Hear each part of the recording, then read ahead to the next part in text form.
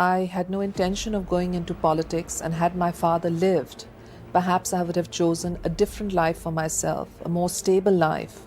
But his assassination at the hands of a military dictator convinced me that I had to fight for his ideals, for a liberal and democratic Pakistan. And I was plunged into this new world of politics at a very young age. Of course, I've learned a lot climbing up the ladder since then, but it was a totally new world for me. October 18th, 2007. The bustling metropolis of Karachi came to an abrupt, terrifying halt when Benazir Bhutto returned from years of self-imposed exile. Hundreds of thousands of supporters lined the streets to welcome the former Prime Minister, creating a massive wave of public optimism and anticipation. Her return convoy crept through the dense crowds, surrounded by heavy security, as she prepared to address a nation divided by political turmoil and extremist violence. The roaring crowd created a powerful atmosphere of hope and national rebirth.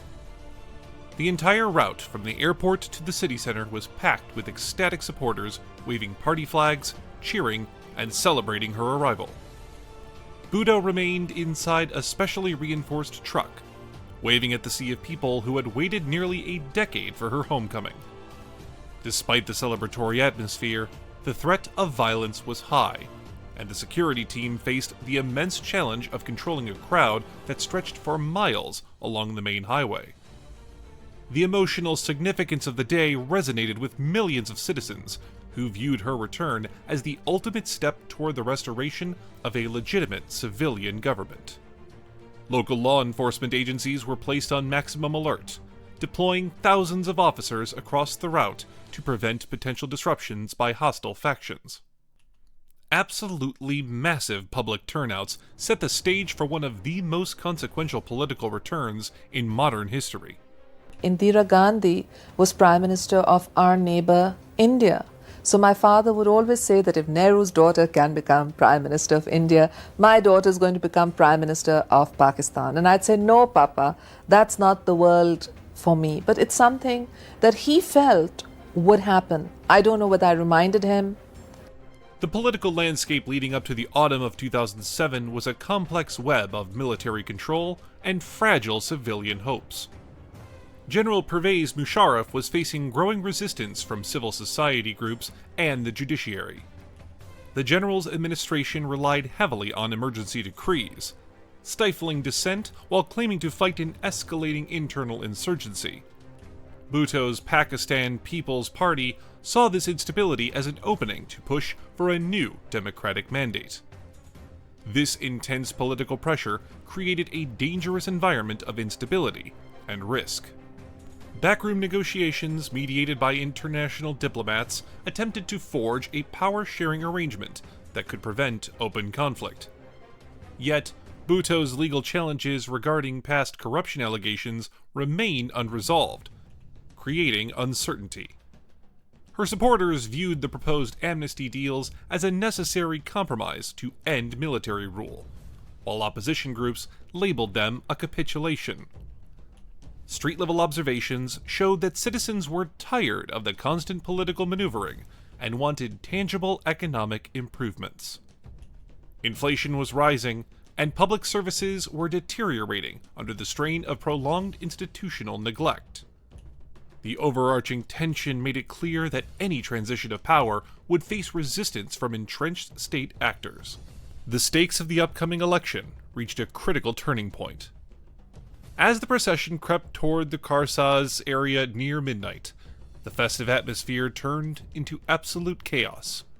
Two powerful blasts ripped through the convoy, shattering the night with bright flashes and deafening shockwaves. Security vehicles designed to protect their leadership were reduced to twisted metal. Emergency responders rushed into the smoke-filled thoroughfare to rescue the wounded and transport victims to nearby medical facilities. This devastating attack revealed the high cost of the democratic transition. The bombing killed at least 139 people and injured hundreds, many of them enthusiastic party workers who had traveled from across the province. Bhutto was unhurt inside her heavily armored vehicle, but the sheer scale of the devastation shocked her leadership team. The attack sent a clear message that extremist factions intended to disrupt the electoral process through maximum violence.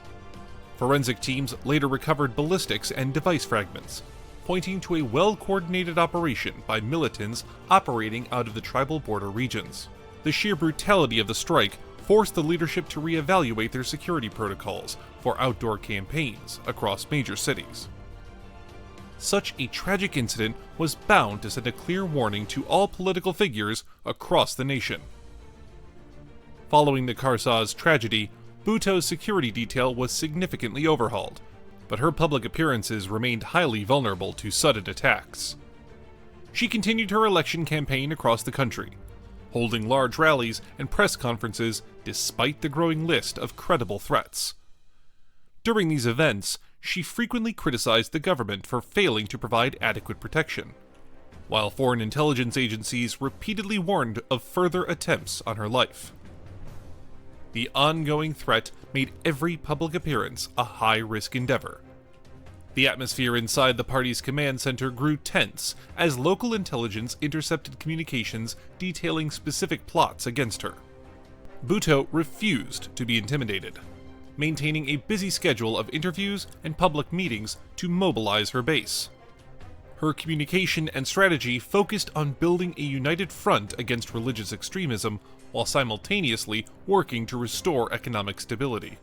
The political environment grew increasingly volatile as emergency rule was declared by General Musharraf in November 2007, suspending fundamental civil liberties and sparking widespread protests from legal and democratic bodies. Political tensions signaled deeper, unresolved issues within the state structure. The one who got an information, I was told by some leaders in the Gulf. Myself, I was told. An emissary was sent to tell me that there is a threat on her. I personally rang her up and I told her there is a threat on you. You must understand, and if you don't believe me, believe this, and I named the person. On December 27, 2007, Benazir Bhutto traveled to the garrison city of Rawalpindi to address a large public meeting at Liaquat Bagh, a historically significant venue with deep political resonance. The park was filled with thousands of enthusiastic supporters waving red, black, and green party flags despite the tight security arrangements put in place by local law enforcement. Bhutto took the podium and delivered an impassioned, energetic speech, emphasizing the urgent need for democratic governance, institutional reforms, and stability in the region. The powerful oration at the historic venue seemed to energize the entire crowd. Her address highlighted the pressing need for national reconciliation and economic development to pull the country out of the ongoing crisis. Her direct challenge to extremist factions resonated deeply with the working class and the youth supporters of the party, cementing her position as a major figurehead in the national election race. Local organizers worked overtime to manage the massive turnout, ensuring that the perimeter remained orderly despite the looming security concerns from intelligence briefs. Bhutto's message was clear. Civilian rule and the rule of law were the only ways to counter the rising tide of militancy. The emotional connection between the speaker and the audience was palpable throughout the afternoon. The massive reception proved her influence remained unbroken, yet danger loomed near. As Bhutto concluded her address and left Liaquat Bagh in a white Toyota Land Cruiser, the situation quickly deteriorated. Her vehicle was surrounded by supporters attempting to catch a glimpse of the leader, bringing the convoy to a near-complete stop at the main exit gate. Bhutto stood up through the window's sunroof to wave at the cheering crowd, exposing herself to the exterior perimeter just as a suspicious figure approached the car on foot. This brief moment of connection turned into a fatal encounter. Moments later, the sharp sound of gunshots rang out, followed immediately by a massive suicide bomb blast near the rear of the vehicle. The explosion killed more than 20 people on the spot and caused severe injuries to Bhutto, who was critically wounded inside the vehicle. Confusion and panic spread rapidly as smoke and dust filled the air, making it difficult for the security detail to secure the immediate area. Emergency responders worked through the thick debris to pull victims away from the wreckage. The sudden violence shattered the illusion of security and sent shockwaves through the international community as news networks broke into regular programming to report on the attack. At the gates, the sudden violence shocked the international community. Benazir Bhutto was rushed to Rawalpindi General Hospital, where a dedicated medical team attempted emergency resuscitation to save her life. Despite the intensive medical interventions and blood transfusions, the injuries to her head and neck proved fatal, and she was pronounced dead at 6:16 p.m. The news of her passing spread rapidly across the nation, sparking immediate, raw grief and spontaneous protests in major cities and rural towns alike. The loss of the former Prime Minister threw the country into a state of mourning. The medical board's initial report became the subject of controversy due to conflicting statements regarding the exact cause of her death. While the government claims she died from a head injury caused by striking the lever of the vehicle's sunroof, her party and attending medical personnel pointed to penetrating gunshot wounds. This discrepancy fueled distrust between the public and state authorities. The conflicting reports raised serious questions regarding the transparency of the investigation, leading to widespread speculation about the involvement of rogue intelligence elements or deep state actors in the assassination plot.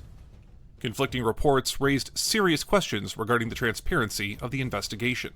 The aftermath of the assassination saw widespread public outrage, arson, and violent clashes across Pakistan. Protesters set fire to bank branches, railway stations, and vehicles, leading to the deployment of paramilitary forces to restore order in major urban centers. The violence caused an estimated $1 billion in economic damage and disrupted the electoral calendar, forcing the Election Commission to postpone the January polls.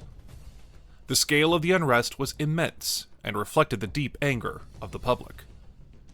Political and business activities ground to a halt as a 3-day period of national mourning was observed across the provinces.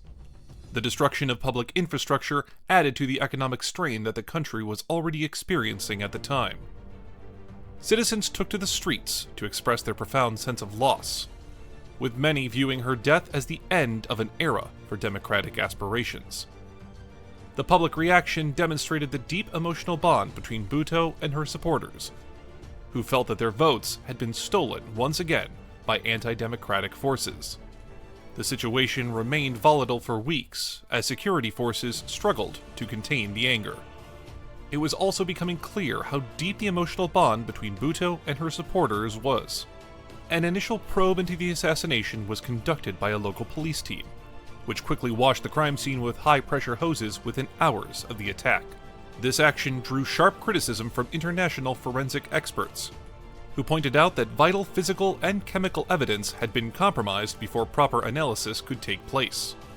The failure to secure the area allowed the narrative of the event to become highly fragmented. The handling of the site made it impossible to preserve crucial forensic data.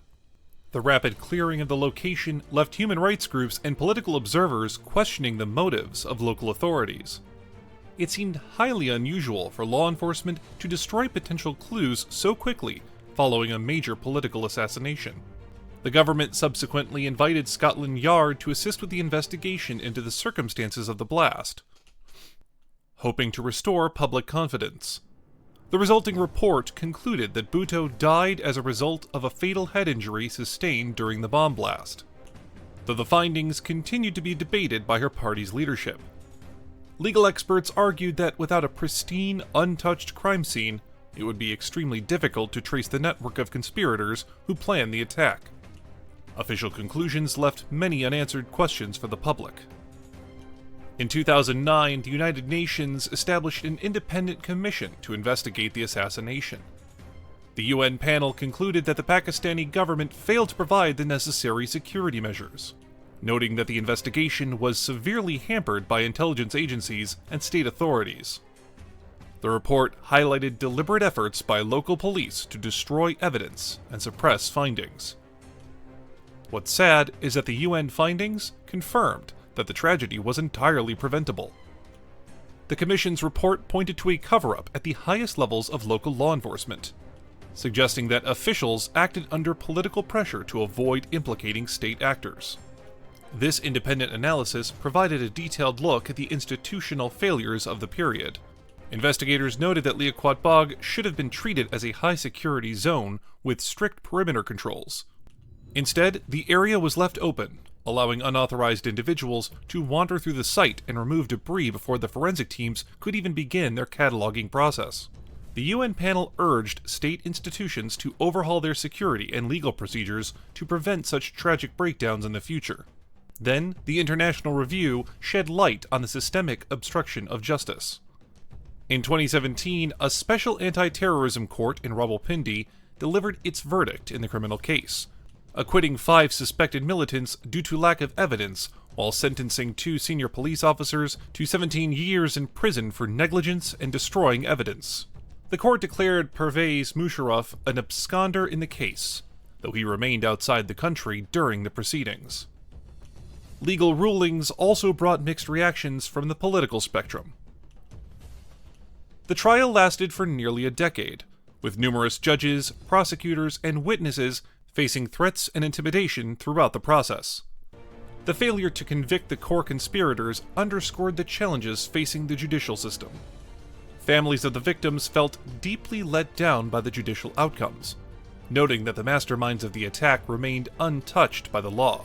The acquitted individuals were released from custody, sparking outrage across the provinces and prompting legal appeals from the prosecution. Observers pointed out that the lack of concrete evidence was a direct result of the compromised early investigations, which destroyed the chain of custody for the physical data.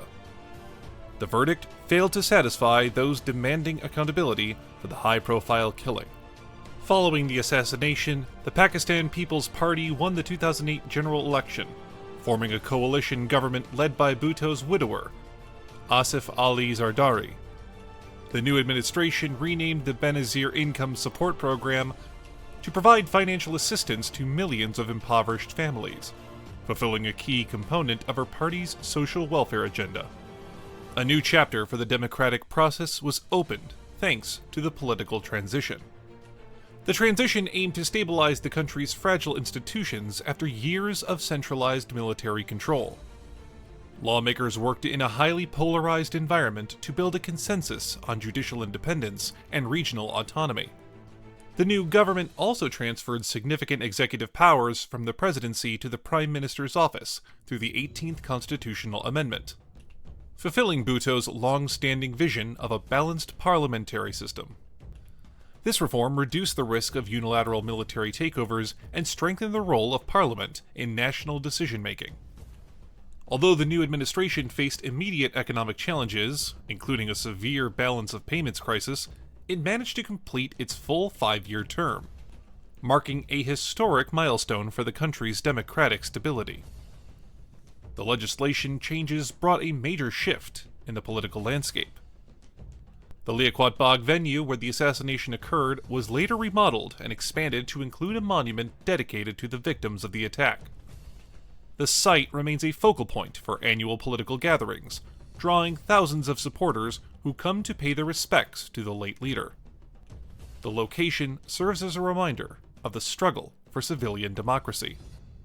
Large stone plaques at the perimeter wall list the names of those who lost their lives on that tragic December evening.